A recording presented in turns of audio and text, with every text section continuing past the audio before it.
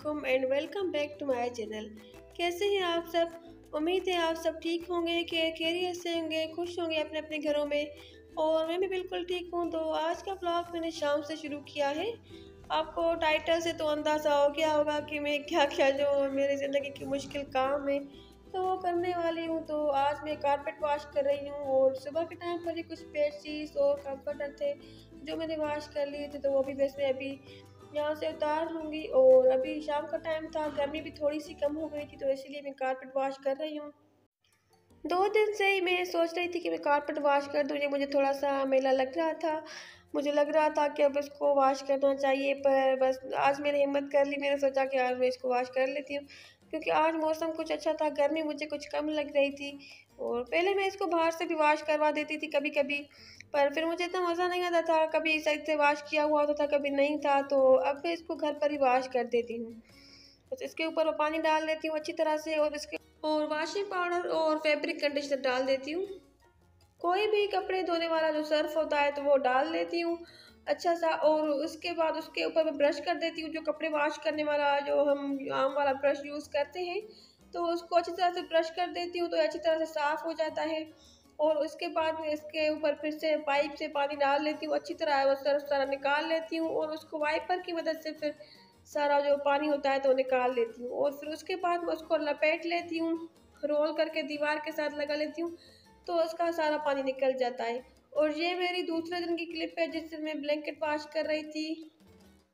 ये भी मैं घर पर ही वॉश कर देती हूँ। इसको पहले मैं टब में, बड़े से टब में 1-2 घंटे के लिए सर्फ डालकर भिगो देती हूँ, और उसके बाद मैं इसको निकाल कर नीचे बिछा देती हूँ पूरा। और इसके ऊपर काफ़ी सारा सर्फ वगैरह डालकर, और जो फैब्रिक कंडीशनर होता है वो भी थोड़ा सा ऊपर इसके डाल देती हूँ। अच्छी तरह से इसको मैं ब्रश कर लेती हूँ। इससे ये होता है कि इसकी हर जगह पर ये साफ़ हो जाता है, जहाँ जहाँ पर भी थोड़ा सा मेल वगैरह लगा होता है तो अच्छी तरह से वॉश हो जाता है।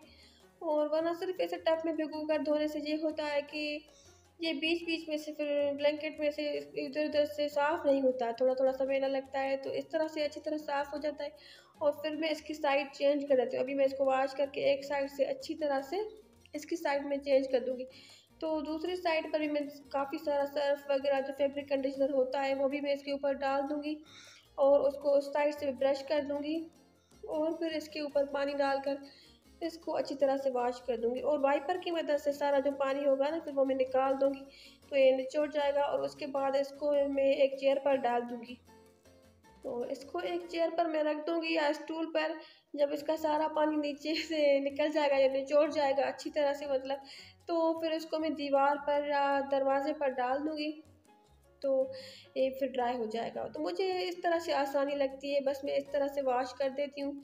मेरा तो वॉश करने का तरीका यही है। देखें कितना साफ़ हो गया है।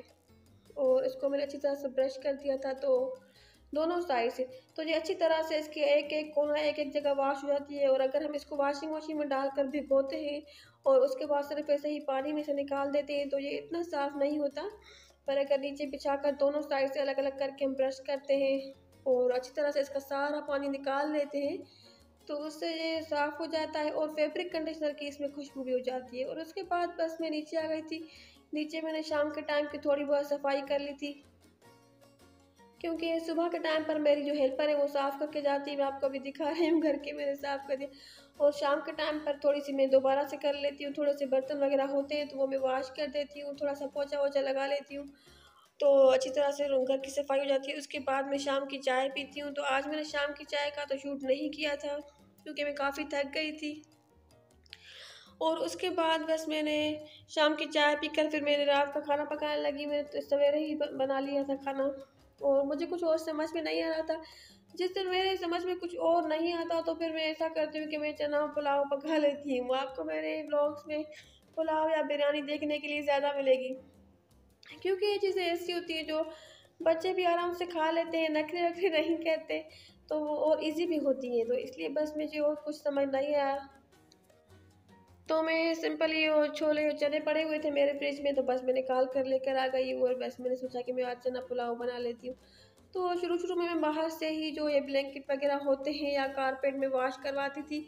तो एक बार जब मेरे हस्बैंड जो मेरा ब्लैंकेट है या रज़ाई वगैरह वो वॉश करवा कर आए बाहर से, तो वो सही से वॉश की हुई नहीं हुई थी, क्योंकि वो लोग बाहर ऐसा करते हैं कि एक ही बड़ा सा ड्रम होता है, उसमें एक या शायद पता नहीं दो शायद ब्लैंकेट डालकर उनको एक साथ ही वॉश करते हैं। तो फिर जब मैंने उसको ऐसे झाड़ने लगी तो उसमें ऐसे डस्ट गिर रही थी, या जैसे रेत होती है ना, तो वो रेत के ज़र्रे ज़र्रे जैसे निकल रहे थे, और उसमें से ना मुझे इतनी अच्छी स्मेल भी नहीं आ रही थी, खुशबू नहीं आ रही थी। मतलब जिस तरह से हम घर पर वॉश करते हैं तो तसल्ली के साथ करते हैं ना, उसका पानी वगैरह हम अच्छी तरह से निचोड़ लेते हैं।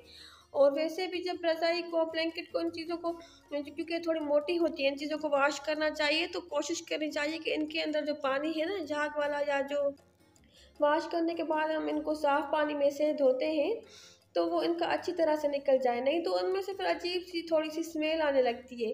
तो फिर वो उन्होंने शायद पानी सही से नहीं निकाला था, तो मुझे कुछ अजीब अजीब सी स्मेल आ रही थी जब भी मैं ऊपर पहन रही थी। तो बस अब मैं ऐसा करती हूँ कि मैं खुद ही वॉश कर लेती हूँ। वैसे तो अगर मैं अपनी हेल्पर से कहूँगी तो वो मुझे वॉश करके दे देंगी, पर बस मुझे ऐसे फिर तसल्ली नहीं होती है। फिर मुझे लगता है कि इसको सही से वॉश किया हुआ नहीं है, तो बस फिर मैं इसलिए इसको घर पर ही वॉश कर लेती हूँ चीज़ों को। और ऐसे काफ़ी सारे काम होते हैं जो हमें लगता है कि हम नहीं कर सकते, या सुस्ती होती है अपनी, फिर जब 1-2 बार में बंदा हिम्मत कर लेता है, वॉश कर लेता है, तो फिर आदत हो जाती है। और फिर मुश्किल काम भी आसान लगने लगते हैं। और शादी से पहले तो मैं बिल्कुल भी काम नहीं करती थी, मैंने कभी भी कुछ नहीं किया था। और मेरी शादी भी जल्दी हो गई थी, बस मैं पढ़ती थी तो उसी टाइम पर मेरी शादी हो गई थी, तो शादी के बाद मैंने अपनी स्टडीज़ को कंटिन्यू किया। पर जो मैं शादी के पहले बिल्कुल भी काम नहीं करती थी, मैंने जो भी कुकिंग वगैरह सीखी है तो अपनी मदर इन लॉ से सीखी है, क्योंकि उन्होंने ही मुझे कुकिंग सिखाई। और बस जब मेरी शादी हुई थी तो इतनी मैं कुकिंग, मुझे कुछ भी नहीं आता था बनाना, सब कुछ मैंने शादी के बाद ही सीखा है। और बस फिर शादी के बाद इंसान को आदत हो जाती है काम करने की, बच्चों के बाद, क्योंकि उसको पता होता है कि ये काम मुझे करने हैं, मुश्किल है या आसान है, फिर काम कर कर के आदत हो जाती है। तो इसीलिए बस मैं ये कोशिश करती हूँ सारे काम खुद ही कर लेती हूँ घर पर। बाकी ये है कि मेरी हेल्पर सुबह के टाइम पर आती है, जो मेरी मेड है, तो वो सुबह उनकी वजह से भी वो थोड़ी-सी हेल्प हो जाती है ना।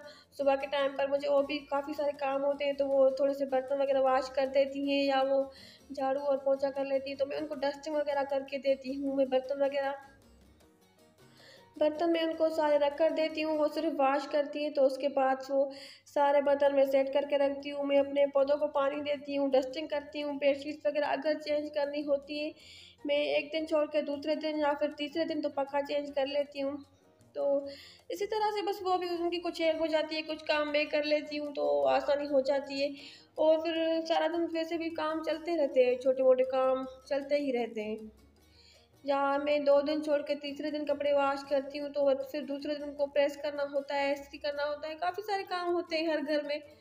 और फैमिली छोटी हो या बड़ी हो, काम हर घर में होता है। ऐसा नहीं होता है कि जिस घर में 4 लोग होते हैं तो कम काम होता है, या 8 लोग वाले, 6 लोगों वाले घर में ज़्यादा काम होता है। बस काम तो हर घर में चलते रहते हैं, पर जिस घर में सेपरेट बंदा हो, अकेला हो और बच्चे हों, तो बस थोड़ी-सी फिर होती है कि किसी की हेल्प चाहिए होती है, हेल्पर वगैरह कुछ ज़रूरी होता है, कोई इंसान अलग से कोई थोड़ी बहुत जो हेल्प कर ले तो ऐसा हो जाती है। फिर शाम के टाइम फिर मैं दोबारा से थोड़ी बहुत सफाई कर लेती हूँ, तो मुझे आसानी रहती है। और बस अभी मेरा चना पुलाव अभी बन रहा था, और मैंने कपड़े लिए थे अपनी बेटियों के लिए और अपने लिए, तो वो भी मैं आपके साथ शेयर करना चाहती थी आज के ब्लॉग में। वो अनस्टिच है अभी, पर आज मैं इतनी थक गई थी, या इतनी थकावट थी काम करके, कि आज मेरी हिम्मत ही नहीं हुई। 2 दिन से पड़े हुए हैं, मैंने निकाले नहीं है शॉपर से। मैं सोच रही थी कि वो कपड़े निकालूं, क्योंकि मुझे उनकी सिलिंग करनी है, तो वो भी मैं आपके साथ शेयर कर लूँगी। और लॉन्ग के कपड़े मैंने लिए थे, अपने लिए भी लिए थे, घर के लिए और अपनी बेटियों के लिए भी लिए थे। तो उनके साथ मैंने कुछ लेसेस वगैरह भी मैच करके ले ली थी। और लॉन के कपड़े मुझे बहुत ज़्यादा पसंद हैं, क्योंकि गर्मियाँ ज़्यादा टाइम चलती हैं, और उनके लॉन के कपड़ों के कलर्स वगैरह ऐसे होते हैं, या लॉन के कपड़े जो हैं तो वो इतने कंफर्टेबल होते हैं ना, कि वो अच्छे लगते हैं बहुत ज़्यादा। जितने भी हो तो मुझे तो लगता है कि कम ही है, और भी होने चाहिए, ज़्यादा होने चाहिए। तो मैं बनवाती रहती हूँ काफ़ी ज़्यादा घर के कपड़े।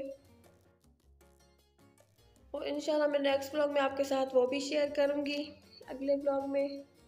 और अगर आप भी इसी तरह से एक बार ब्लैंकेट वॉश करके देखिएगा, अगर आपको मेरा तरीका थोड़ा-सा आसान या ईज़ी लगा हो, इस तरह से आसानी से हो जाता है, और इतना भारी भी नहीं लगता। मैं उसको एक साइड से वॉश करके फिर उसकी साइड चेंज कर लेती हूँ, पलट देती हूँ उसको, फिर दूसरी साइड से वॉश कर देती हूँ। और फिर उसको हाथों से निचोड़ कर, पैरों से निचोड़ कर एक चेयर या स्टूल पर डाल देती हूँ, ठीक है।